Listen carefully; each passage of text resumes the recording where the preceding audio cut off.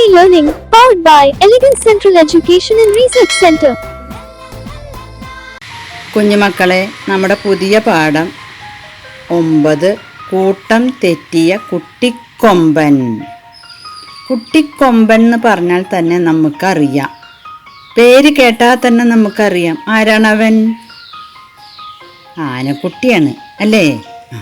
ആ ആനക്കുട്ടിയുടെ ഒരു കഥയാണ് നമ്മൾ ഈ പാഠത്തിൽ പഠിക്കാൻ പോണത്.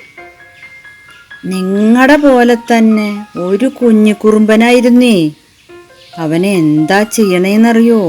അമ്മ പറഞ്ഞതൊന്നും അനുസരിക്കില്ല, അമ്മ നിൽക്കാൻ പറഞ്ഞോടത്തൊന്നും നിൽക്കില്ല, എല്ലാ നേരം വികൃതി കാണിക്കണ ഒരു കുഞ്ഞു കുറുമ്പനായിരുന്നു. ആരുടെ പോലെ? മക്കളുടെ പോലെ. അങ്ങനെ അനുസരണക്കേട് കാണിക്കുന്ന കുട്ടികൾക്ക് എന്താ സംഭവിക്കുകയെന്ന് ഈ പാഠത്തിൽ നമുക്ക് കാണാം. കുട്ടിക്കൊമ്പൻ അനുസരിക്കാത്തൊരു കുട്ടിയായിരുന്നേ. അവന് എന്താ സംഭവിച്ചതെന്ന് നമുക്ക് നോക്കാം. നോക്കൂ. ഠോ! ഈറ്റ തിന്നുകയായിരുന്ന ആനക്കൂട്ടം ചിതറിയോടി. കുട്ടിക്കൊമ്പൻ കൂട്ടം തെറ്റി ഓടി ഓടി എവിടെയോ എത്തി. ആനകൾക്ക് ഏറ്റവും ഇഷ്ടമുള്ള ഭക്ഷണമാണ് എന്ത്? ഈറ്റ. നമ്മുടെ മുളയുടെയൊക്കെ മുള കണ്ടിട്ടില്ലേ മക്കള്?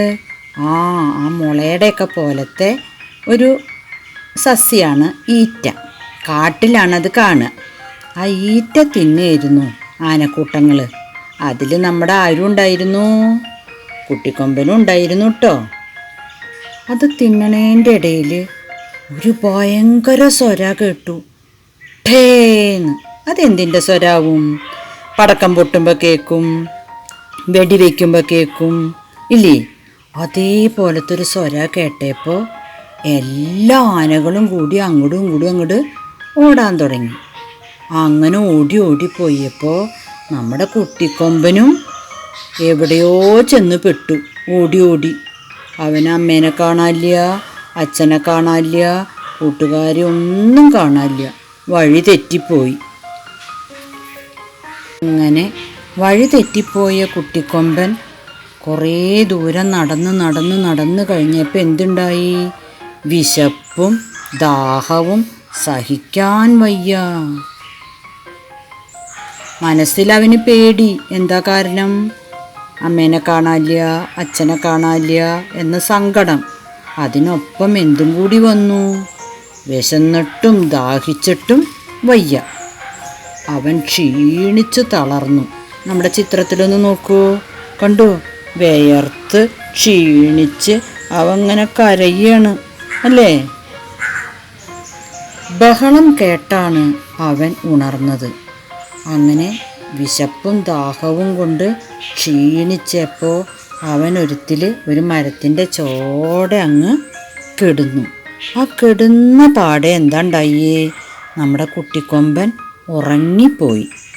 നമ്മളും അങ്ങനെ തന്നെയല്ലേ? കുറേ ഓടിക്കളിച്ച് ക്ഷീണിച്ചാൽ നമ്മൾ അങ്ങോട്ട് ഇരിക്കുമ്പോഴേക്കും നമ്മളങ്ങോട്ട് ഉറങ്ങിപ്പോവും. അതുപോലെ നമ്മുടെ കുട്ടിക്കൊമ്പനും ഉറങ്ങിപ്പോയി. ബഹളം കേട്ടാണ് അവൻ ഉണർന്നത്. പെട്ടെന്ന് ഭയങ്കര ആൾക്കാരുടെ ലഹളയും സൗണ്ടൊക്കെ കേട്ടപ്പോൾ അവൻ ഞെട്ടി ഉണർന്നു. ചുറ്റും കുറേ കുട്ടികൾ, അവൻ്റെ ചുറ്റും കുറേ കുട്ടികളങ്ങ് നോക്കി നിൽക്കുന്നുണ്ട്. അവർ എന്തൊക്കെയോ പറയുന്നുണ്ട്. കുട്ടികൾ അവൻ്റെ ചുറ്റും നിന്ന് എന്തൊക്കെയോ പറയുന്നുണ്ട്. നമ്മുടെ ഭാഷ കുട്ടിക്കൊമ്പൻ അറിയുമോ? ഇല്ല, അവൻ മൃഗല്ലേ. അതുകൊണ്ട് കുട്ടികൾ പറയണതൊന്നും അവന് മനസ്സിലാവണില്ല. കുട്ടിക്കൊമ്പന് പേടിയായി. കുട്ടിക്കൊമ്പൻ വിചാരിച്ചു വീണ്ടും അവനെ ഉപദ്രവിക്കാൻ വരുമോ എന്ന് വിചാരിച്ച് അവൻ പേടിച്ചു പോയി. അമ്മേ! അവൻ ഉറക്കെ കരഞ്ഞു. നമ്മളും അതെ, നമുക്ക് പേടി വന്നാൽ നമ്മൾ ആരെയെ വിളിക്കുക? അമ്മേ, അച്ഛാ എന്ന് വിളിച്ച് ഉറക്കെ കരയും അല്ലേ? അതുപോലെ പേടിച്ചപ്പോൾ നമ്മുടെ കുട്ടിക്കൊമ്പൻ അമ്മേന്ന് വിളിച്ച് അങ്ങ് ഉറക്കെ കരഞ്ഞു. ഈ പാഠത്തിൽ ടീച്ചർ ഒരു ജോലി തരട്ടെ? എല്ലാവർക്കും ഇഷ്ടമുള്ള ജോലിയാണ്. എന്താണെന്നറിയോ, നമ്മുടെ മലയാളം നോട്ടില് ഒരു കുട്ടിക്കൊമ്പനെ വരച്ച് നിറം കൊടുത്ത് ടീച്ചർക്ക് കാണിക്കണേ. Please subscribe our channel, like, share, comment, and also enable the bell button to get the recent notifications.